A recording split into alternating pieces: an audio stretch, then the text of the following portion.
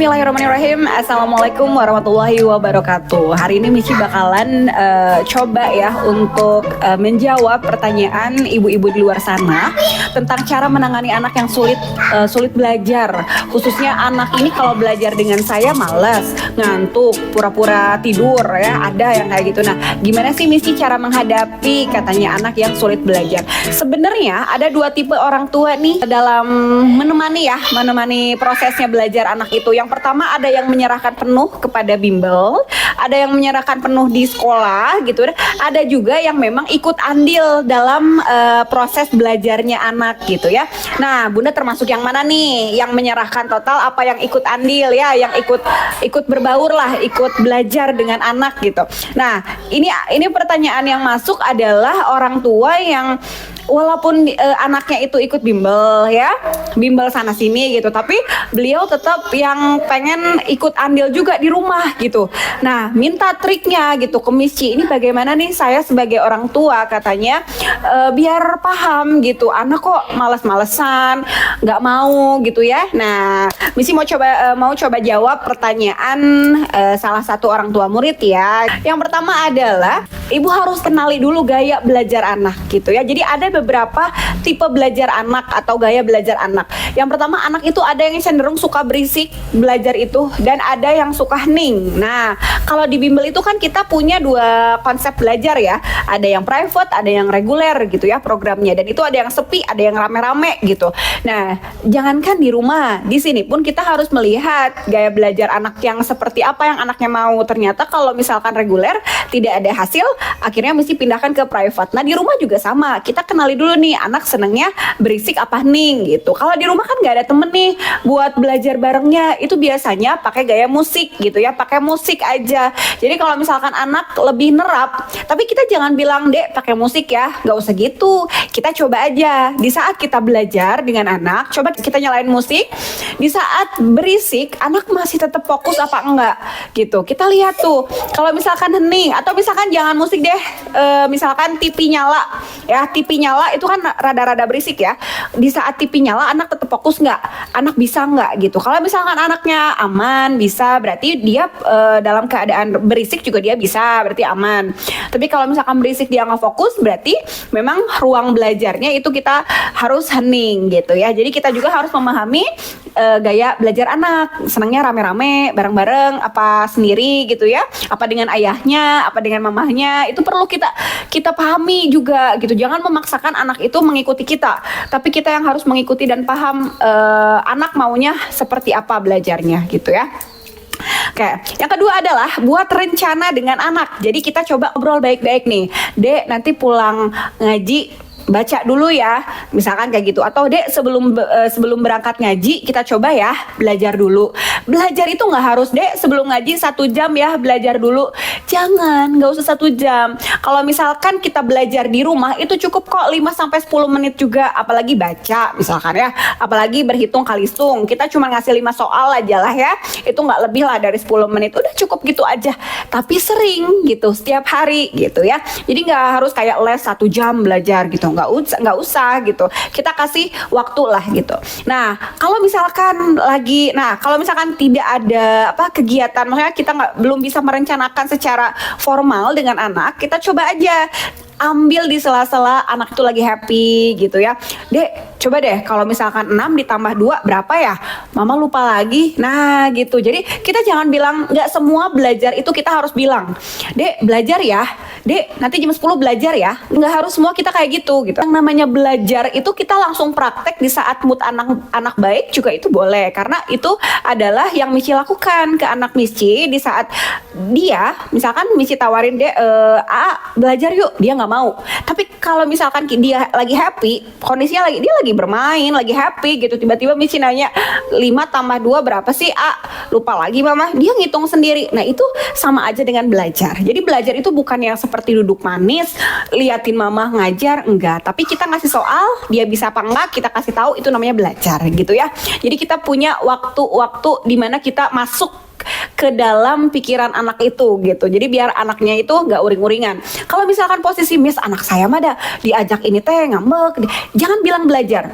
Kita coba langsung tembak aja. Kita langsung tanya, terus kita pura-pura, Dek, kalau 7 tambah 3 berapa ya? Gitu ya. Ini biasanya yang sulit belajar itu yang anak kecil gitu. Kalau anak gede kita bisa omongin baik-baik lah ya. Biasanya kalau untuk anak-anak gede kita obrolin ya itu biasanya mereka bakal kena ketika hasil ulangan keluar. Nah, kita coba kasih arahan. Kasih arahan pun nggak duduk pada depan-depan, duduk manis, saling tatap-tatapan terus kita ngomong kenapa gini-gini, nggak usah. Tapi di saat kita lagi makan, di saat di motor bareng anak itu hal yang paling cocok lah untuk kita sebagai orang tua gitu ya, memberikan nasihat, memberikan semangat juga, memberikan motivasi juga untuk anak itu di saat-saat yang yang lagi berdua lah gitu ya dengan anak itu pas banget. Ini misi lebih mengarahkan ke anak yang kelas 1, anak TK, ke anak kelas 2 gitu ya. Hal yang sedikit salah adalah ketika anak nggak mau, kita biarkan.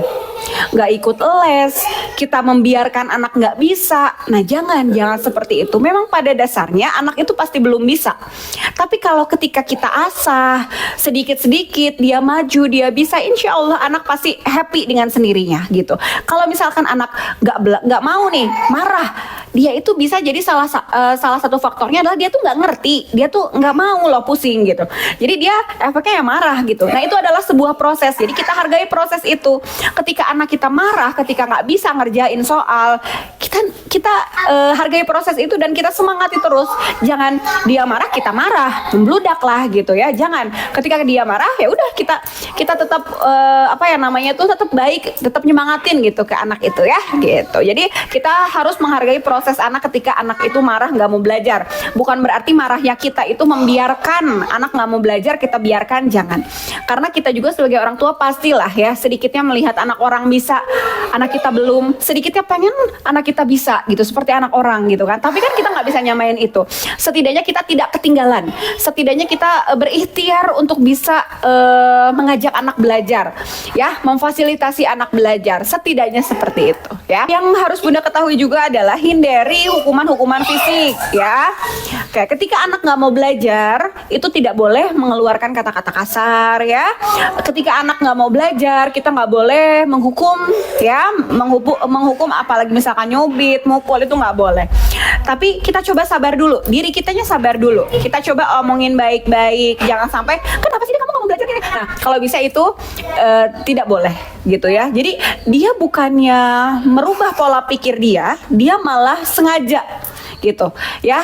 Hal yang pasti dilakukan anak ketika orang tuanya marah-marah itu adalah dia pasti sengaja aku nggak mau belajar gitu ya. Tapi ketika kita mencoba untuk berbicara pelan-pelan atau minta tolong sama gurunya untuk omongin gitu ya, insya Allah pola pikir anak itu sedikit-sedikit akan terbuka gitu ya.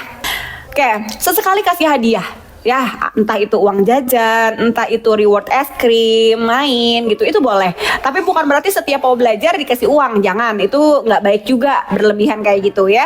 Jadi minimal ketika kita lagi pengen ngasih ya kita kasih apresiasi aja. Entah itu, Dek, nih es krim buat adek gitu, karena tadi udah mau belajar gitu. Kita kasih apresiasi, jangan dibilang di awal, nanti aja. Kalau udah belajar, nih mama punya ini nih buat adek. Nah gitu ya, kasih apresiasi untuk anak dan berikan lagi semangat gitu. Ketika kita memberikan apresiasi, nih es krim buat adek, nanti belajar lagi ya sama mama ya gitu ya. Kasih apresiasi, jangan lupa. Satu lagi deh, buat suasana itu yang menyenangkan ya. Jangan lagi ketika lagi marah-marah tapi kita mengajarkan sambil marah-marah juga, itu kan suasananya mencekam ya. Jangan. Tapi kita coba menyenangkan itu dalam arti kita buat games kecil-kecilan gitu. Kita bikin permainan, insya Allah lah mama-mama juga bisa di rumah ya. Entah itu main tebak-tebakan, entah itu pakai bintang, pakai poin gitu ya. Gimana caranya anak ini mau nih menjawab pertanyaan dari mamahnya. Terakhir adalah ketika anak nggak mau nih belajar sama mamahnya dan bener-bener kita udah baik, kita udah bujuk ini itu nggak mau, oke. Cara lain adalah dengan doa ya. Jadi kita berdoa sama Allah semoga anak kita diberikan kesolehan lah gitu ya dalam menghadapi ibunya gitu ya. misalkan ibunya mau ngajak belajar tapi anaknya menolak, ya semoga kita berdoanya semoga anak suatu saat nanti maulah belajar dengan ibunya. Anak menolak, tidak mau misalkan, kita introspeksi dulu. Apa yang kurang nih cara kita menarik anak untuk belajar? Apa yang salah nih ketika kita mengajak anak gitu? Jadi jangan langsung menjudge anak ini nggak mau sama kita. Kita coba introspeksi dulu. Apa nih yang membuat anak kita sendiri nggak mau belajar sama kita? Gitu ya. Jadi itulah poin-poin penting yang Bunda harus coba koreksi lagi.